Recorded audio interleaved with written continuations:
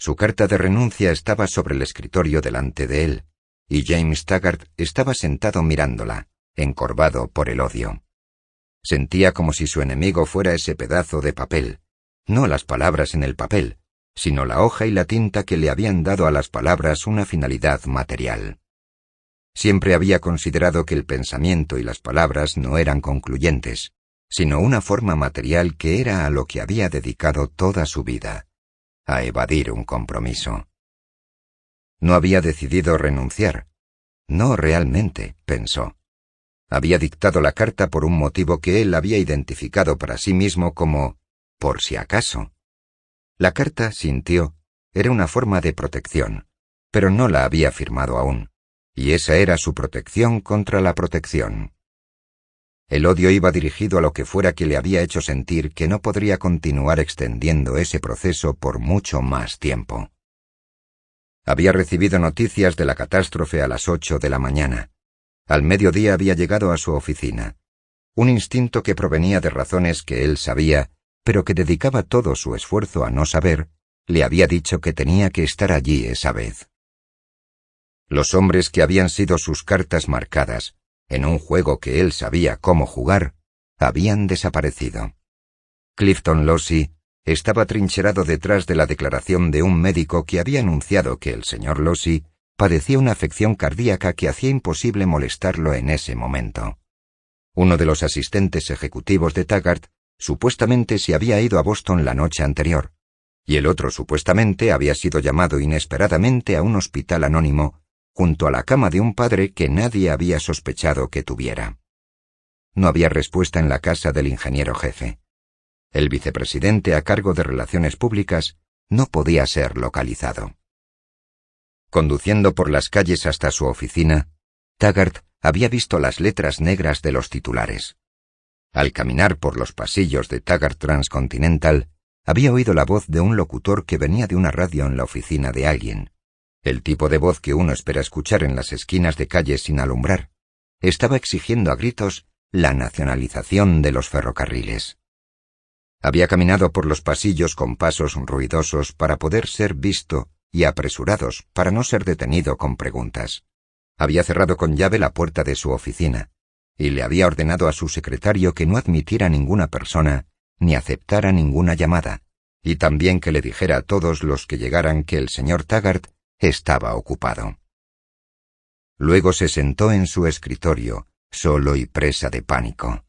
Se sentía como si estuviera atrapado en una cámara subterránea cuya cerradura nunca podría volver a abrirse, y como si él estuviera siendo expuesto a la vista de toda la ciudad allá abajo, esperando que la cerradura siguiera cerrada toda la eternidad. Tenía que estar ahí, en esa oficina. Eso se requería de él. Tenía que sentarse ociosamente y esperar. Esperar a que lo desconocido descendiera sobre él y determinara sus acciones. Y el pánico era a la vez por quien vendría por él y por el hecho de que nadie vino, nadie que le dijera qué hacer. Los teléfonos en la oficina del exterior sonaban como gritos pidiendo ayuda.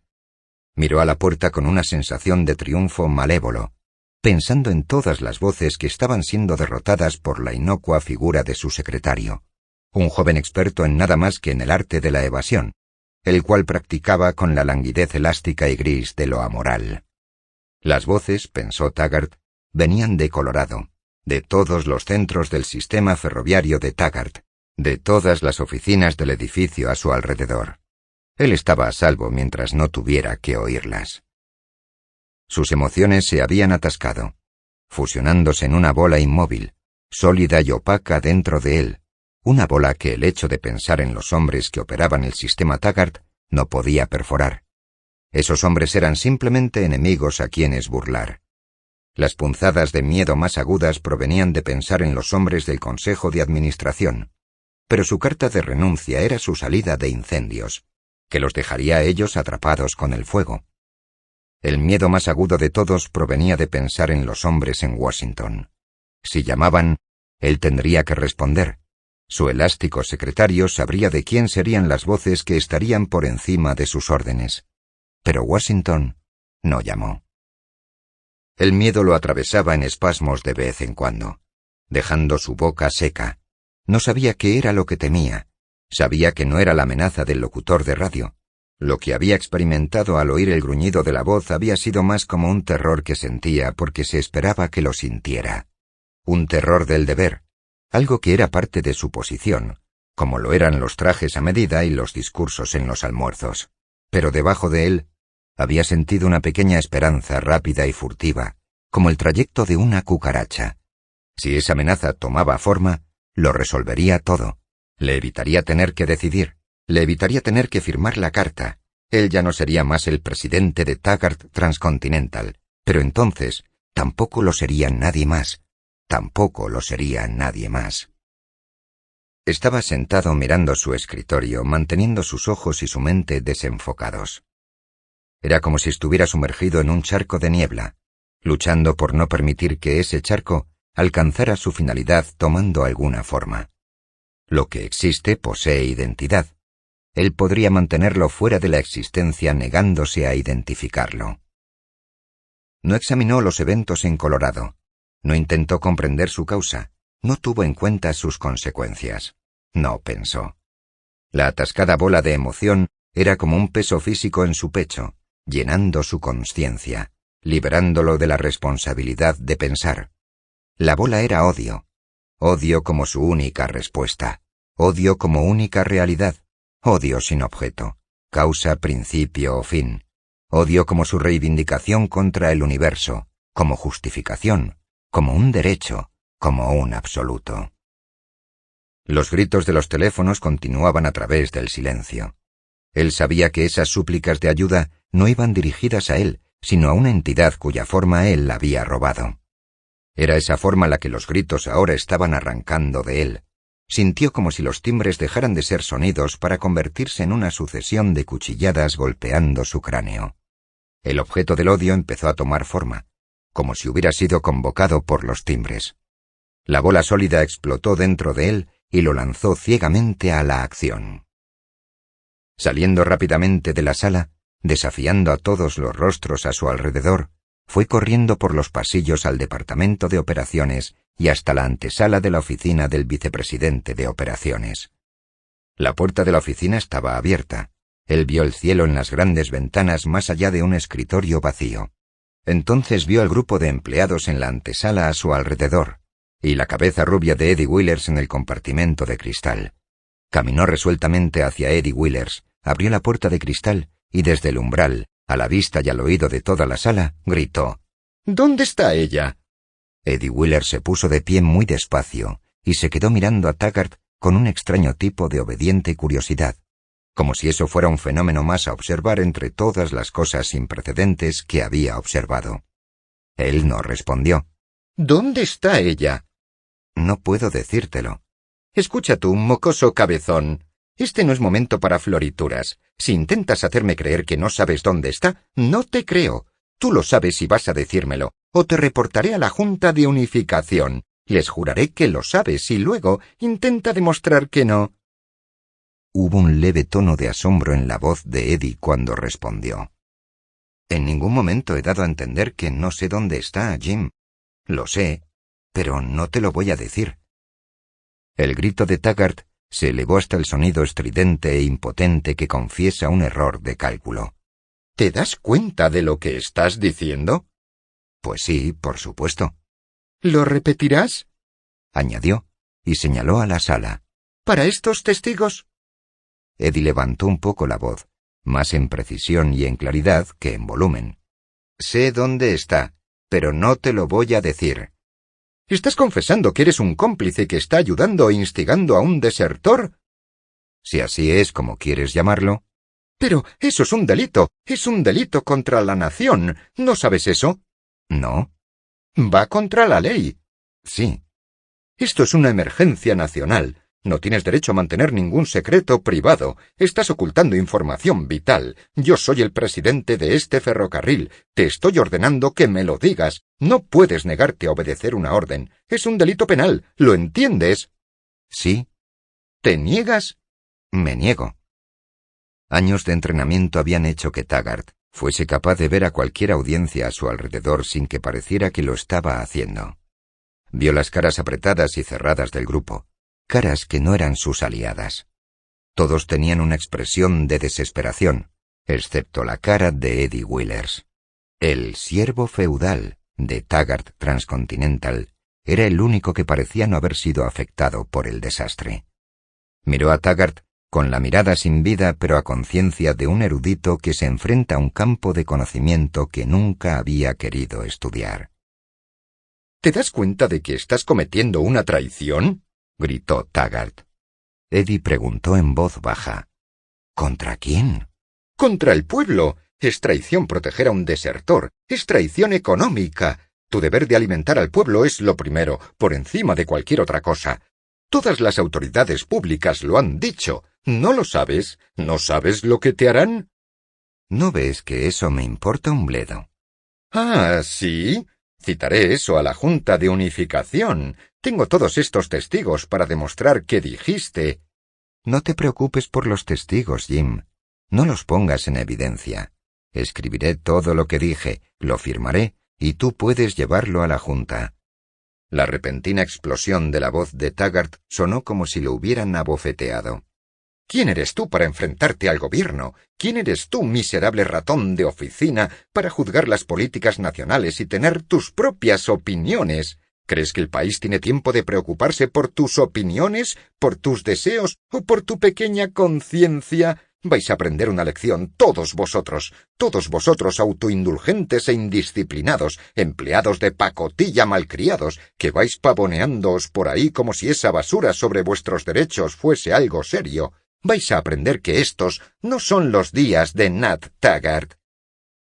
Eddie no dijo nada.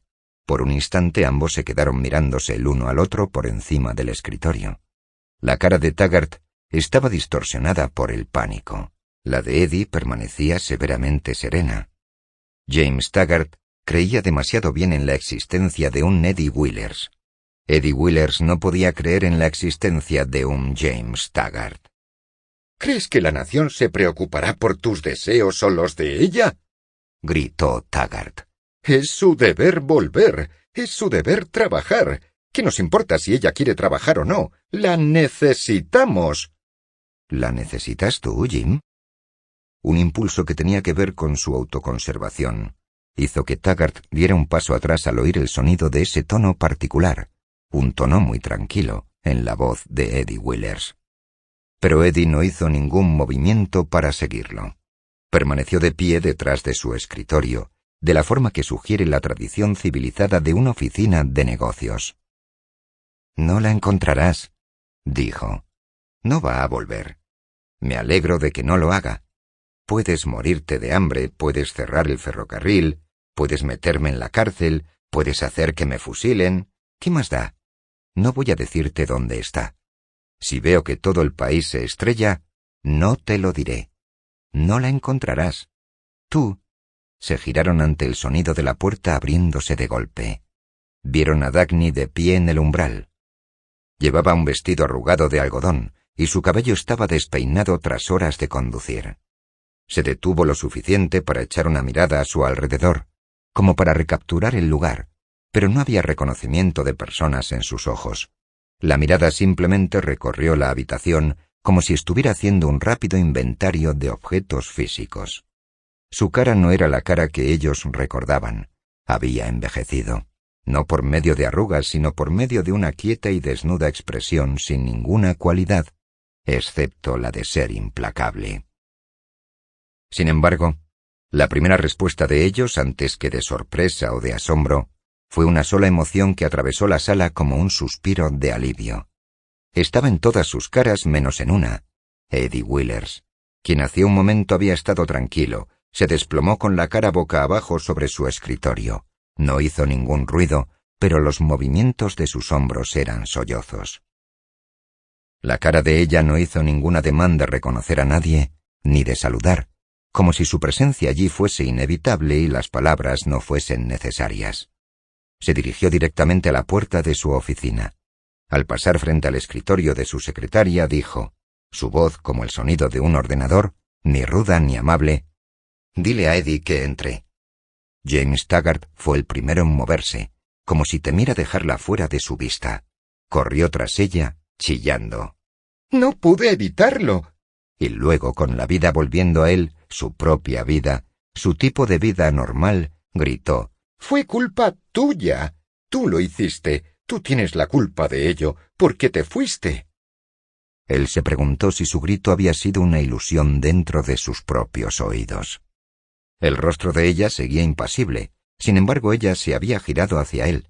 Parecía que los sonidos la habían alcanzado, pero no las palabras, no la comunicación de una mente. Lo que él sintió por un momento fue su mayor acercamiento a la sensación de su propia no existencia. Entonces él vio el más leve cambio en el rostro de ella, simplemente la indicación de percibir una presencia humana, pero ella estaba mirando más allá de él, y al volverse vio que Eddie Willers había entrado en la oficina. Había rastros de lágrimas en los ojos de Eddie, pero él no hizo ningún intento por ocultarlas. Estaba de pie, erguido, como si las lágrimas o cualquier vergüenza o cualquier disculpa por ellas fuesen tan irrelevantes para él como para ella. Ella dijo: «Ponme a Ryan al teléfono, dile que estoy aquí, luego déjame hablar con él». Ryan había sido el gerente general de la región central del ferrocarril. Eddie le dio una advertencia al no responder de inmediato, y después dijo, con su voz tan uniforme como la de ella: «Ryan se ha ido, Dagny. Renunció la semana pasada». No notaron a Taggart, igual que no notaron los muebles alrededor de ellos. Ella no le había concedido ni siquiera el reconocimiento de mandarle salir de su oficina. Como un paralítico, inseguro de que sus músculos le obedecieran, reunió sus fuerzas y salió sin que nadie se diese cuenta. Pero estaba seguro de lo primero que tenía que hacer: correr a su oficina para destruir su carta de renuncia. Ella no notó su salida. Estaba mirando a Eddie. «¿Está Nolan aquí?», preguntó. «No, se ha ido». «¿Andrews?». «Fuera». «¿McGuire?». «Fuera». Él continuó en silencio recitando la lista de las personas por las que sabía que ella preguntaría. Las más necesarias en esa hora, las que habían renunciado y habían desaparecido en el último mes. Escuchó sin asombro ni emoción, como uno escucha la lista de bajas de una batalla en la que todos están condenados y en la que da igual de quién sean los nombres que caen primero. Cuando terminó, ella no hizo ningún comentario, pero preguntó: «¿Qué se ha hecho desde esta mañana?». «Nada». «¿Nada?». «Dagny, cualquier ordenanza podría haber dado órdenes aquí desde esta mañana, y todo el mundo le habría obedecido. Pero incluso los ordenanzas de la oficina saben que quien haga el primer movimiento hoy será hecho responsable por el futuro, el presente y el pasado, cuando empiecen a pasarse el mochuelo. Ese individuo no salvaría el sistema, simplemente perdería su trabajo cuando consiguiera salvar a una división. Nada se ha hecho. Está todo parado. Lo que sea que se esté moviendo, se está moviendo totalmente al azar.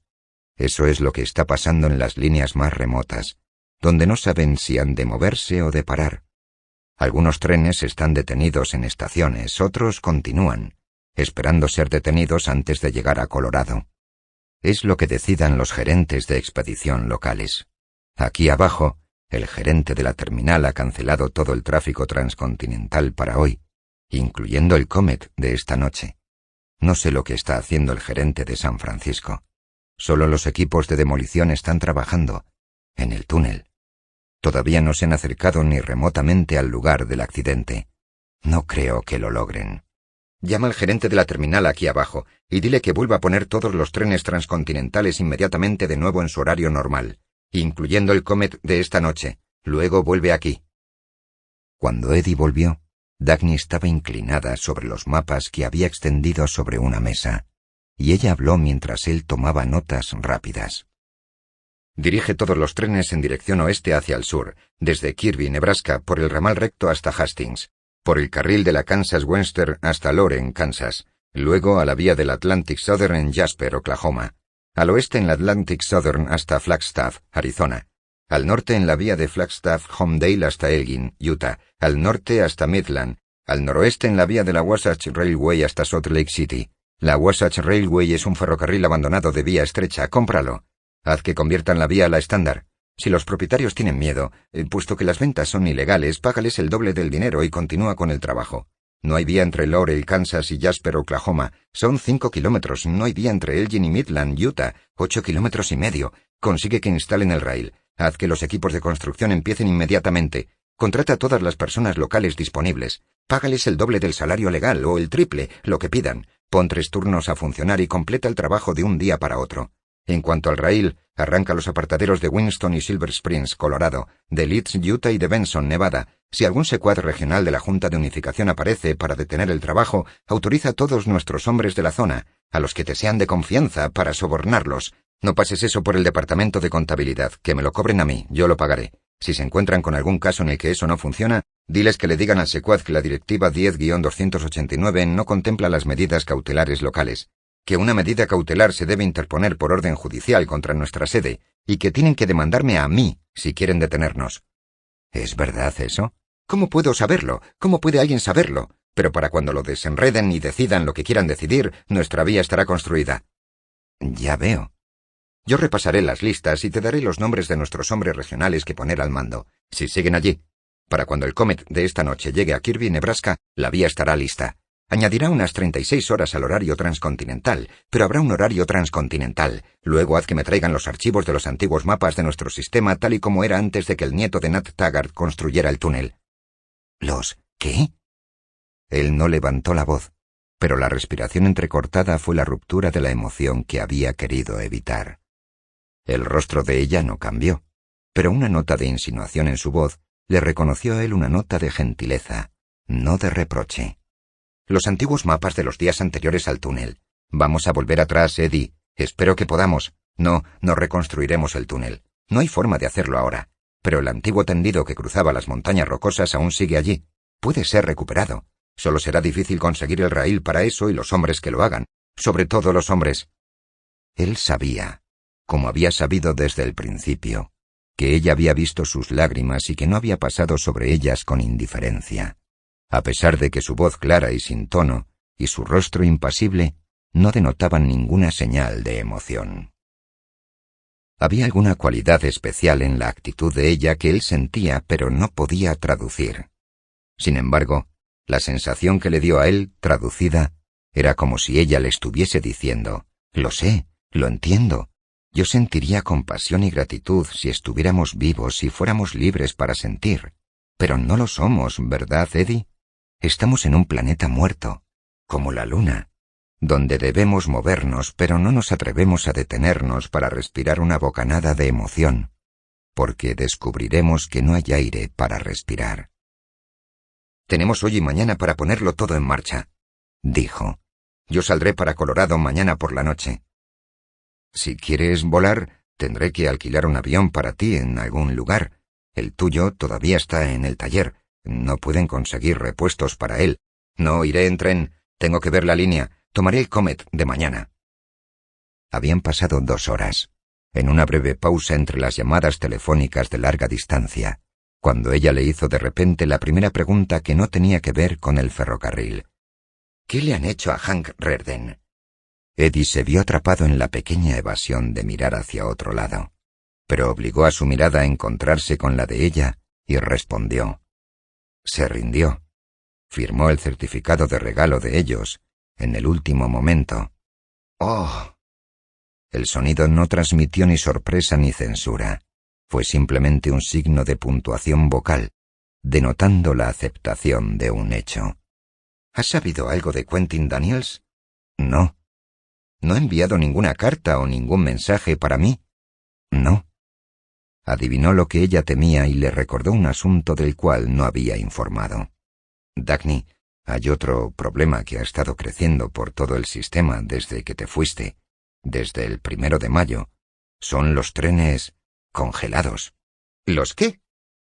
Hemos tenido trenes abandonados en la línea, en alguna vía de paso en medio de la nada, por lo general durante la noche, y la tripulación entera ha desaparecido. Simplemente dejan el tren y desaparecen. Nunca hay ningún aviso ni ninguna razón especial. Es más como una epidemia. Le ataca a los hombres de repente y se van. Ha estado sucediendo en otros ferrocarriles también. Nadie puede explicarlo, pero creo que todo el mundo lo entiende. Es la directiva la que lo ha estado causando. Es la forma de protestar que tienen nuestros hombres. Intentan seguir adelante y de repente llegan a un momento en que ya no pueden soportarlo más. ¿Qué podemos hacer al respecto? Se encogió de hombros. Oh, bueno, ¿quién es John Galt? Ella sintió pensativamente. No parecía sorprendida. Sonó el teléfono y la voz de su secretaria dijo: «El señor Wesley Mauch llamando desde Washington, señorita Taggart». Sus labios se tensaron un poco, como ante el toque inesperado de un insecto. «Debe ser para mi hermano», dijo. «No, señorita Taggart, para usted». «Muy bien, pásemelo». «Señorita Taggart», dijo la voz de Wesley Mauch con el tono de un anfitrión de fiesta de cóctel. «Me alegro tanto saber que usted ha recuperado su salud, que quise darle la bienvenida en persona. Sé que su salud requirió un largo descanso, y agradezco el patriotismo que le hizo interrumpir su excedencia en esta terrible emergencia. Quería asegurarle que puede contar con nuestra cooperación para cualquier paso que considere necesario tomar. Nuestra más completa cooperación, asistencia y apoyo. Si hay alguna excepción especial que pueda requerir, tengo la certeza de que puede ser concedida». Ella lo dejó hablar, aunque él había hecho varias pequeñas pausas invitando una respuesta. Cuando su pausa se hizo lo suficientemente larga, ella dijo: «Le estaría muy agradecida si me dejara hablar con el señor Weatherby». «Vaya, bueno, señorita Taggart, cuando usted quiera. Pero, a ver, ¿quiere usted decir ahora?» «Sí, ahora mismo». Él entendió, pero dijo: «Sí, señorita Taggart».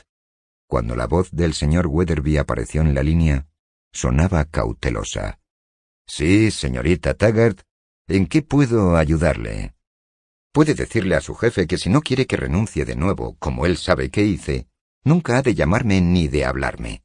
Cualquier cosa que su pandilla tenga que decirme, que le envíen a usted a decirlo. Hablaré con usted, pero no con él. Puede decirle que mi razón es lo que le hizo a Hank Rearden cuando estaba en la nómina de Rearden. Si todo el mundo lo ha olvidado, yo no». «Es mi deber asistir a los ferrocarriles de la nación en cualquier momento, señorita Taggart». El señor Weatherby sonaba como si intentara evitar el compromiso de haber oído lo que había oído. Pero una repentina nota de interés se deslizó en su voz cuando preguntó lentamente, pensativamente, con cautelosa astucia: «¿Debo entender, señorita Taggart, que es su deseo tratar exclusivamente conmigo en todos los asuntos oficiales? ¿Puedo asumir que esa es su política?» Ella soltó una breve y áspera risa entre dientes antes de decir: «Adelante. Puede listarme como su propiedad exclusiva, usarme como un elemento especial de pillaje y venderme por todo Washington. Pero no creo que le sirva de mucho porque no voy a seguirles el juego, no voy a intercambiar favores, simplemente voy a empezar a infringir sus leyes ahora mismo, y puede arrestarme cuando sienta que puede permitírselo». «Creo que usted tiene una idea anticuada sobre la ley, señorita Taggart. ¿Por qué hablar de leyes rígidas e inviolables? Nuestras leyes modernas son elásticas y están abiertas a interpretación, dependiendo de las circunstancias». «Entonces empieza a ser elástico ahora mismo, porque yo no soy elástica, y tampoco lo son las catástrofes ferroviarias». Colgó y le dijo a Eddie, en el tono de una evaluación hecha sobre objetos físicos: «Nos dejarán en paz durante un tiempo». No pareció notar los cambios en su oficina. La falta del retrato de Nat Taggart, la nueva mesa de centro de cristal en la que el señor Lucy había extendido, para beneficio de los visitantes, una exhibición de las revistas humanitarias más escandalosas con títulos de artículos encabezados en sus portadas. Escuchó, con la atenta expresión de una máquina equipada para grabar, no para reaccionar, el relato de Eddie sobre lo que en aquel mes le había ocurrido al ferrocarril. Oyó su informe sobre lo que él imaginaba que habrían sido las causas de la catástrofe. Encaró, con la misma expresión de desapego, a una sucesión de hombres que entraron y salieron de su oficina con pasos más que acelerados, y con manos torpes haciendo gestos superfluos. Él pensó que ella se había vuelto insensible a cualquier cosa.